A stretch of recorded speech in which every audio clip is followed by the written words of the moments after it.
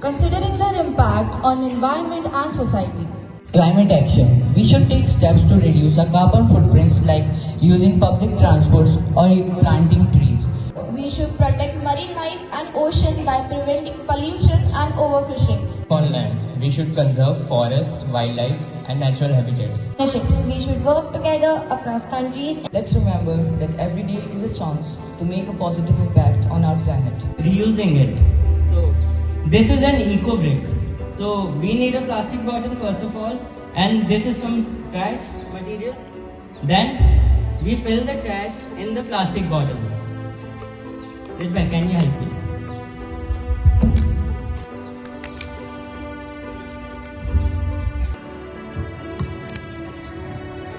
In the end, this bottle is filled completely.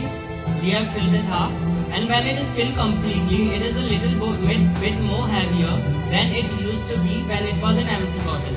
And then it can be used as an eco brick. So this eco brick can be used in many purposes like building and other things. So thank you, and this eco brick is very helpful, very useful, and very environmental friendly. Thank you. Our action today shape the world of tomorrow. Thank you for being stewards of a beautiful earth.